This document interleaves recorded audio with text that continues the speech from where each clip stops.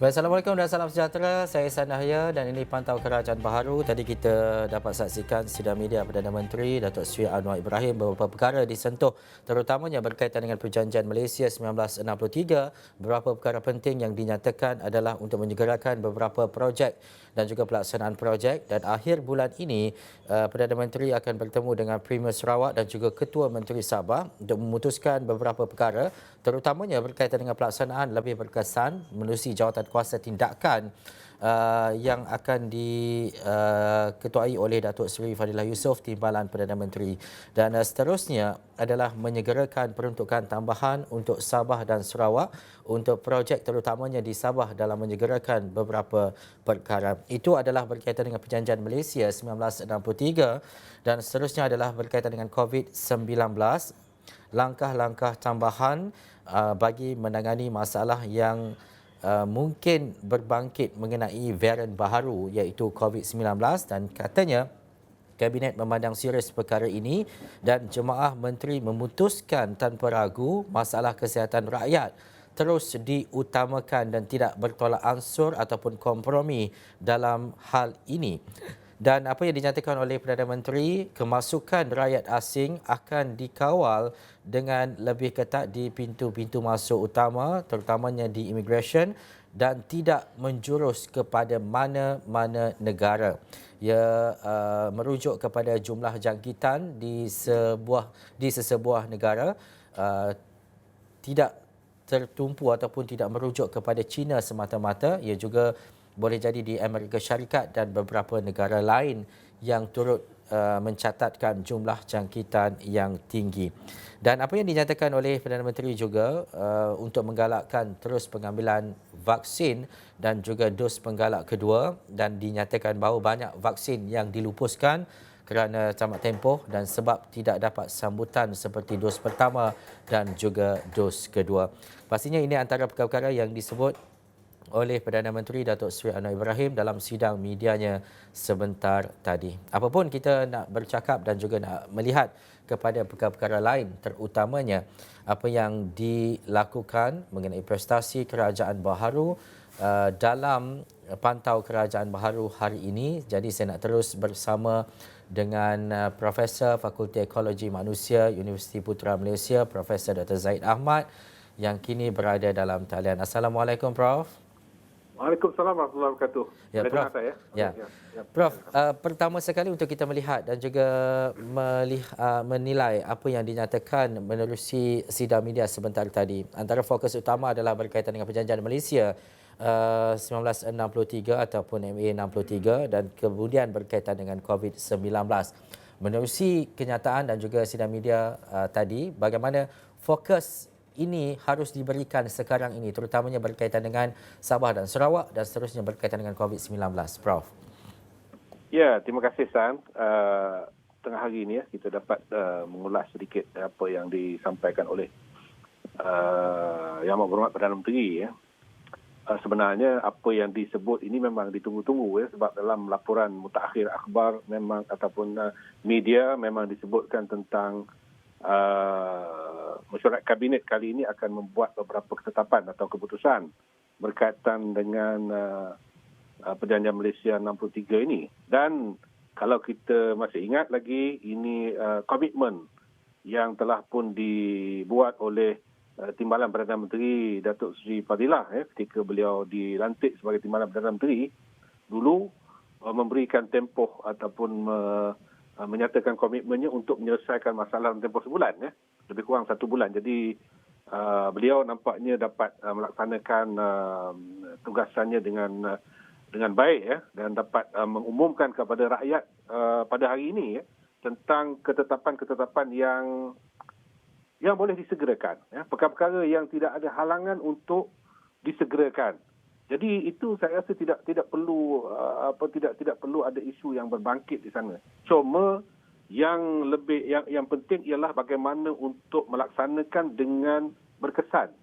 So itu saja. Sebab kalau lihat daripada apa yang disebutkan tadi, lebih kepada perkara-perkara yang berkaitan dengan prosedural ataupun prosedur kerja. Jadi berlakunya ataupun keputusan yang dibuat untuk memberikan suatu empowerment kepada pihak Kuching dan Kota Kinabalu untuk membuat keputusan-keputusan yang lebih cepat dan lebih berkesan itu sesuatu yang ditunggu-tunggu sebenarnya.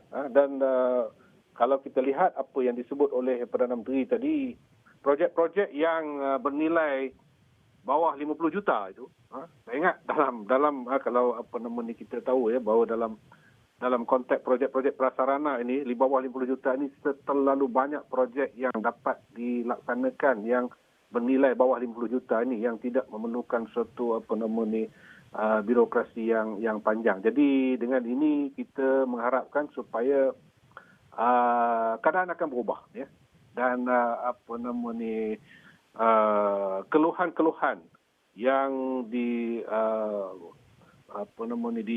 dikemukakan oleh saudara kita ataupun rakan dan sahabat kita di Sabah dan Sarawak ini akan dapat diselesaikan dengan jayanya. Ya.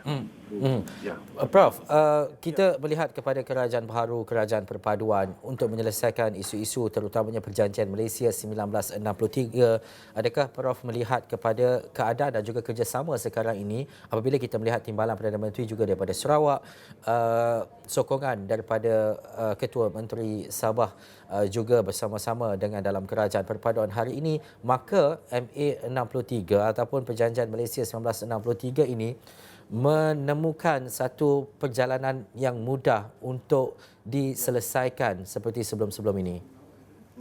Ya, saya ingat itu pun yalah, kalau kita sebut dalam bahasa yang ini blessing in disguise lah, perkara-perkara yang berlaku ini sebenarnya ada hikmah dan banyak hikmah yang dapat kita perolehi.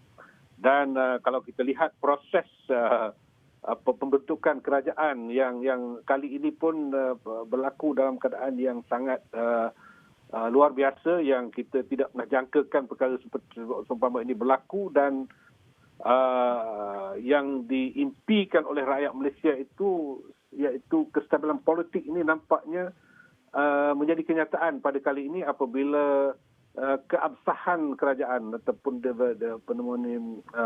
legitimasi kerajaan itu telah pun diuji dalam parlimen, dan kita mengharapkan bahawa tidak ada lagi politicking selepas inilah dari segi kedudukan dan keabsahan kerajaan. Oleh yang demikian itu, apabila kita telah menikmati ataupun kita telah mendapat suatu keadaan ataupun suatu kestabilan politik, maka sudah tentulah kerajaan dapat memfokuskan kepada isu-isu yang sepatut dan semestinya diselesaikan. Sebenarnya isu banyak ya. Saya ingat menteri-menteri yang baru dilantik ini, kalau dalam kementerian masing-masing, sebenarnya isu-isu yang dibangkitkan dalam pilihan raya itulah isu yang nak ditangani sebenarnya.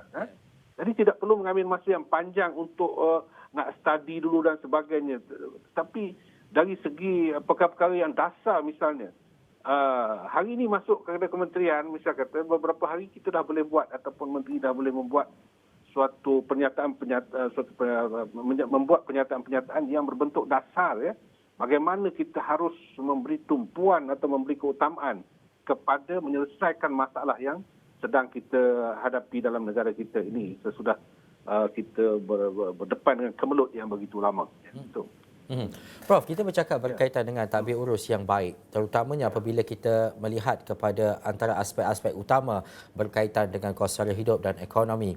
Tadi dalam sidang media ada menyatakan juga berkaitan dengan isu kesihatan rakyat tiada kompromi dan ia akan sentiasa diberi keutamaan dan kerajaan tidak akan bertolak ansur kemasukan pelancong-pelancong ataupun warga asing ke Malaysia tidak terfokus kepada negara-negara tertentu, malah negara yang mencatatkan jumlah jangkitan yang tinggi sentiasa dipantau dan juga bagi memastikan bahawa pintu masuk dan juga di immigration Malaysia sentiasa dikawal ketat. Bagaimana untuk kita mengharmonikan keadaan, suasana dan juga situasi ini dalam langkah kerajaan ini untuk memastikan bahawa kesihatan manusia rakyat itu sentiasa terjamin, Prof? Ya, memanglah ya, kalau meletakkan sesuatu pada tempat itu adalah prinsip keadilan keadilan yang paling utama, meletakkan sesuatu pada tempatnya. Jadi dalam hal ini, dalam kita memacu pembangunan negara, kita tidak boleh sama sekali memperjudikan hal-hal yang berkaitan dengan keselamatan dan kesihatan rakyat. Jadi dalam hal ini saya ingin mengucapkan tahniahlah kepada kerajaan kerana meletak keutamaan yang betul, iaitu kita tak kompromi. Misalnya, memanglah kalau kita nak sebut tentang kehadiran pelancong dalam negara kita misalnya, pasti akan terjejas kalau kita melakukan sesuatu tindakan untuk bukan menghadkan, mungkin mengetatkan syarat-syarat itu, dia akan sikit sebanyak terjejas. Tapi seperti mana yang dinyatakan oleh Perdana Menteri tadi, kita tidak boleh berkompromi dalam soal ini kerana keselamatan dan kesihatan rakyat itu menjadi keutamaan kepada kita. Kita letak itu pada keutamaan, maka yang lain itu dia sudah bersifat secondary. Jadi itu pun kenyataan-kenyataan yang tegas seperti ini pun sebenarnya dapat memberikan satu kelegaan kepada kita lah. Jadi kita rasa kita terjamin dalam negara ini. Dan juga Prof, akhir sekali mungkin kurang daripada 2 minit. Bagaimana Prof melihat kepada prestasi kerajaan baharu setakat ini merangkumi dan juga menelusuri kementerian-kementerian khusus, kementerian kritikal terutamanya dalam melaksanakan agenda penting kerajaan perpaduan? Memanglah saya nak menyatakan misalnya 1 bulan itu terlalu pendek untuk kita membuat penilaian, tetapi kita mengharapkan ataupun meletak harapan yang tinggi kepada para menteri kabinet ini untuk mengenal pasti ataupun untuk menyatakan kepada kita apakah langkah-langkah yang mereka nak buat. Misalnya lah, kalau saya boleh sebut satu contoh di sini, dari segi keterjaminan makanan dalam negara kita ni. Apa dah jadi dengan kita? Keluasan dan kesuburan tanah kita tidak dapat menghasilkan makanan yang cukup untuk negara kita. Jadi perkara-perkara seperti ini perkara yang mesti kita lihat dan ditangani dengan segera kerana itu perkara yang mustahak. Kalau negara yang gurun pasir pun dapat dijadikan kawasan pertanian, kenapa negara kita yang begitu subur dan begitu luas tanah tidak dapat menjamin makanan kita sendiri? Jadi perkara seperti itu misalnya tidak memerlukan seorang yang ahli pertanian untuk menanyakan perkara seperti ini. Jadi kita rakyat menunggu-nunggu suatu dasar yang jelas dalam hal ini dari guna tanah dan sebagainya, bagaimana transformasi itu akan dilakukan sehingga kita dapat akhirnya menjamin keterjaminan atau kecukupan makanan. Itu satu contoh lah.